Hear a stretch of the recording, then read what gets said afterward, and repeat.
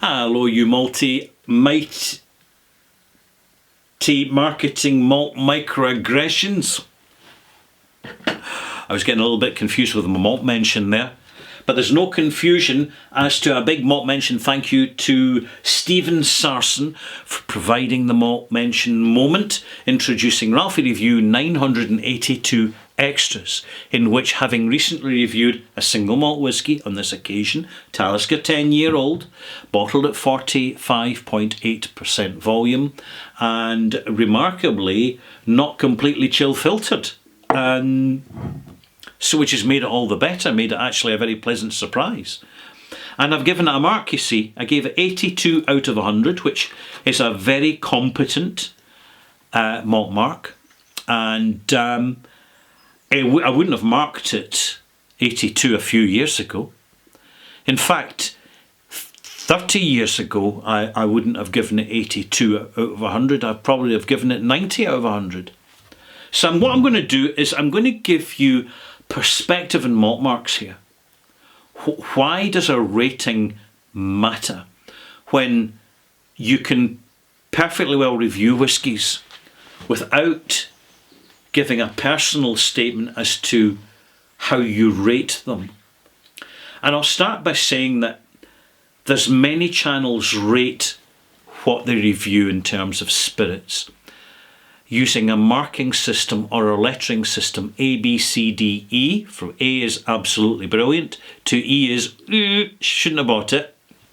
And you've got a numerical system from either 1 to 10 or 1 to 100, where nothing really gets below 50 and nothing really gets above 90. But it becomes a general snapshot point of reference as to the calibre of the experience and engagement by the drinker of the product in relation to the review. Now, I do know that the wonderful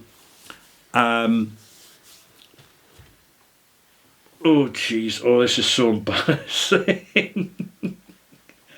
I was going to mention an online reviewer, and I've completely forgot his name, so I'll go on to another online reviewer who doesn't do videos.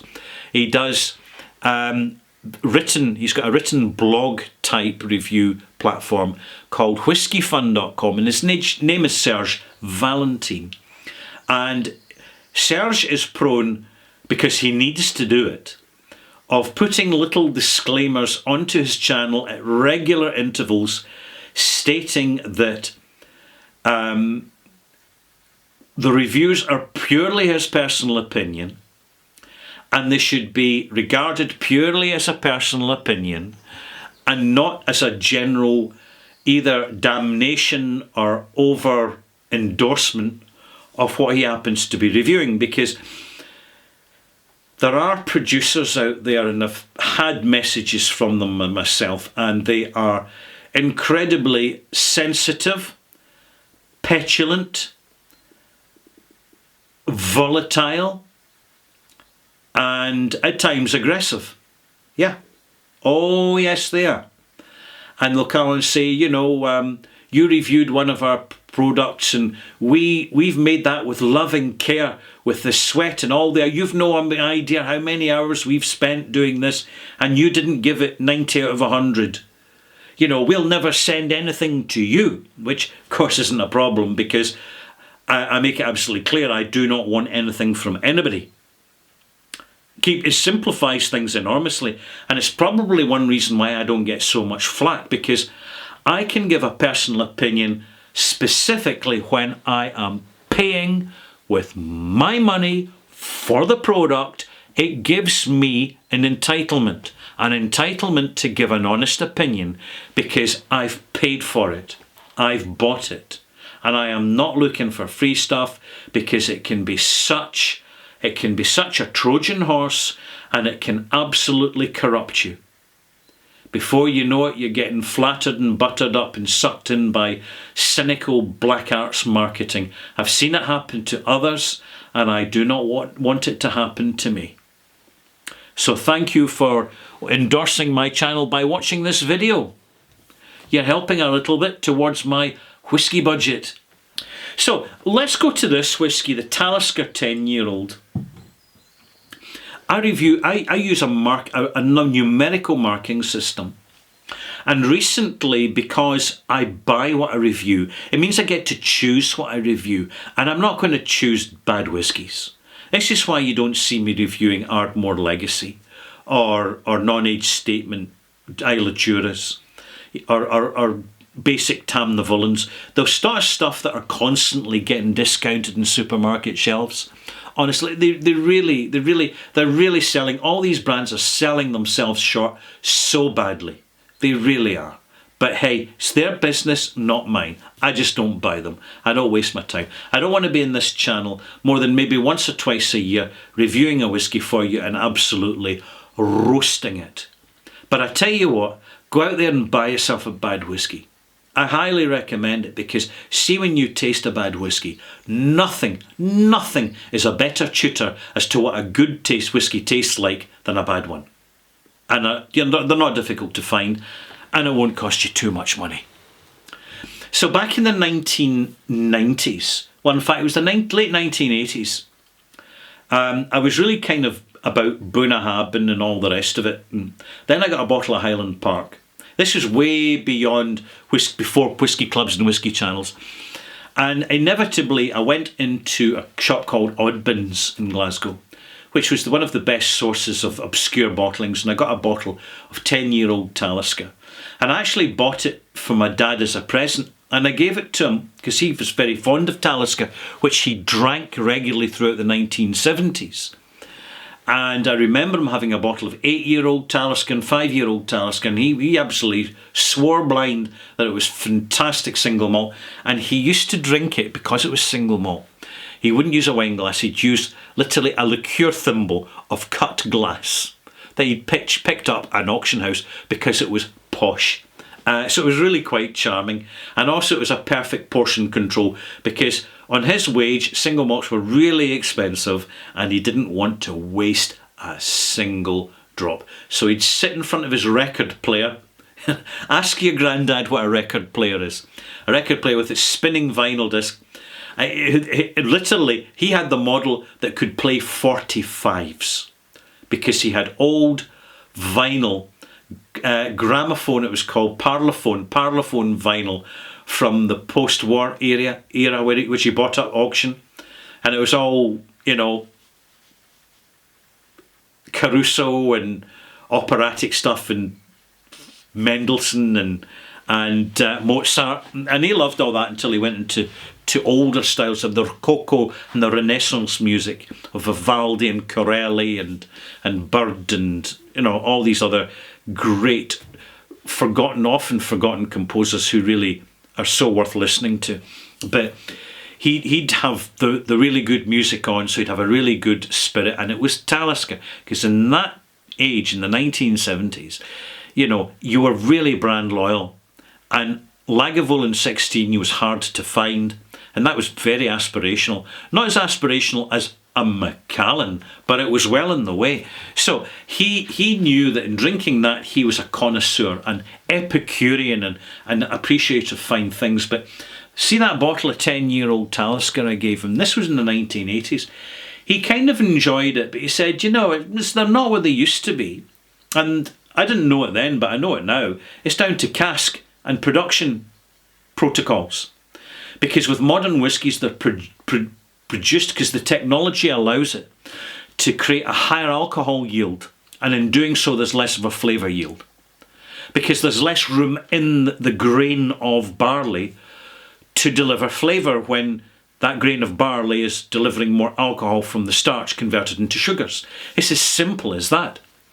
So what you have nowadays is a kind of slightly shorthand version of what we used to get in the old days, when casks availability was nothing short of superb. And certain brands were selling, and therefore they justified the investment by the owners into the cask management.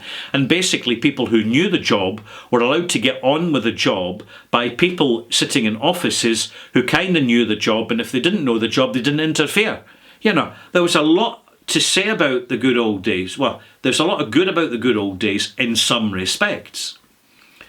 And health and safety was nowhere to be seen. But at the same time, you had a bigger team in the warehouse that were pitching in, and you didn't have people that were sloping off for duvet days, which you do tend to have now because of the bureaucratic red tape. People take a loan of it. Anyway, I'm starting to digress a little bit here. Let's get the whole thing back to the marking and rating system, because the marking and rating system evolves from previous experience. We have a general point of reference, and we want to narrow it down when we're reviewing specific spirits, or wines, or bourbons, or rums. So, if I was going to review this in the if I was going to review what my dad drank in the 1970s, what would I have given that Talisker? Well, I didn't have a palate then, but judging by his reaction, it would be 91. But by the time I'm starting my channel in 2009, many years later, having not had that much interaction with Talisker, and having seen them for sale at auction, but I've bought a bottle of the Standard 10, and by this point it's homogenised, sanitised, deeply chill filtered, caramel colour loaded, but still the flavour's there because it's to do with the yield they're getting out, the grain from the previous 10 years. So the whisky was made in 1999. Because if it's bottled in 2009, at the point I'm buying it as a 10-year-old, it's made at least 10 years before. And what they were actually producing out the stills in 1999 was, to all intents and purposes, still an old-fashioned, hands-on experience signature malt. Hence the reason I gave it 89 when I reviewed it.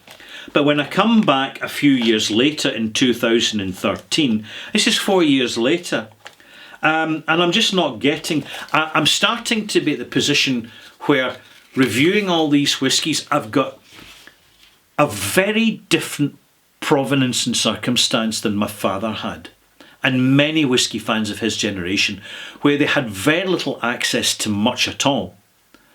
So it was either single malt or famous grouse. Take your pick or leave it. It was hard to find other whiskies. In fact, you had to knock on the distillery door because they weren't open to visitors, and hopefully they'd basically sell you a bottle over the doorstep. And that did happen in the old days. Yes, it did. So by that point, it's still a decent malt, but I'm bringing the mark down. But at the same time, my palate's still evolving, still changing, still fine-tuning, still getting experience with a lot of diverse other peated whiskies. So when we come to 2017, my mark is down to 81 because at this point, Talisker is thoroughly homogenised.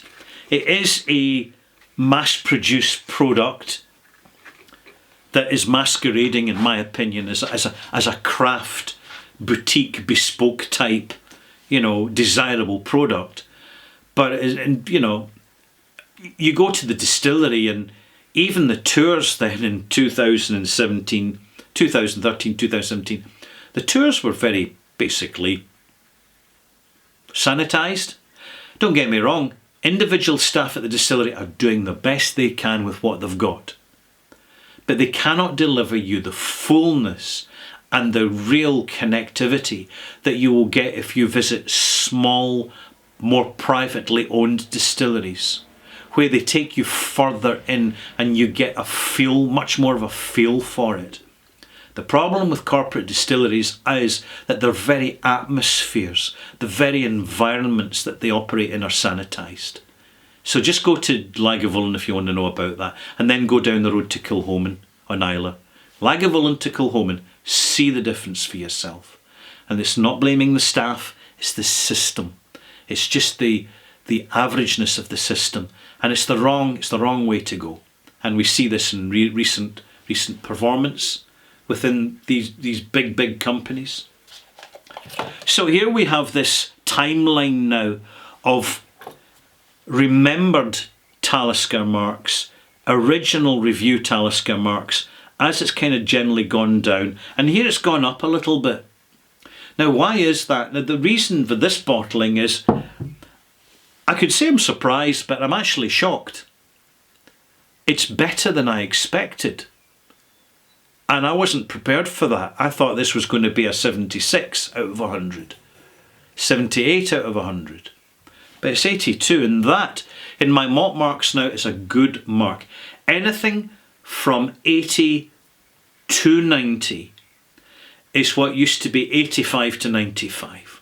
Because if I bring my marks down, it helps the small distilleries who are really upping their game to get recognised with distinctively higher marks that they deserve, because they are investing fully in craft delivery of the whole whisky experience. I need more separation now between the mainstream corporate multinational producers like Pernod Ricard, Diageo, even William Grant, who do a pretty good job, really, apart from Balvenie recently, which is just, it's a non-event for me. But even Bacardi, to their credit, what they're bringing out of their single malt distilleries is really very decent. But there's more of this separation now between the small distilleries. Like Isle of Rassie's a really good example, and Loch Lee's another emerging little superstar there.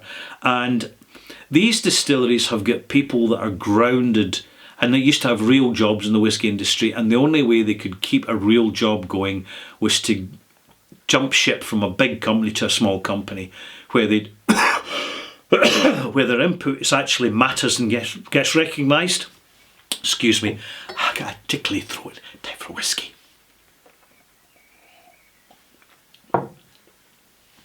So in my marks, I want space for these distilleries because they're now vital for the future reputation of Scotch whisky, which at this moment in time, thanks to excessive chill filtration and the overuse of artificial colourant in the form of brown dye E150A, it's now dragging down Scotch whisky's reputation. And my main concern is that you have massive, and I mean massive, new single malt industries cropping up around the world. America, United States, perfect example.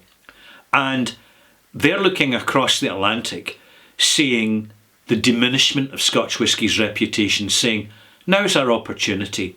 Let's make sure we've got the stars and stripes on our bottle. Let's make sure that we are engaging with people with tradition and showing them the calibre of delivery, completely unchill filtered, completely natural colour, not all that nonsense chill filtering that goes on in bourbon. And don't deny it, malt mates, it definitely does. And furthermore, there's the sanitisation of corn due to GMO, the dominance of GMO corn.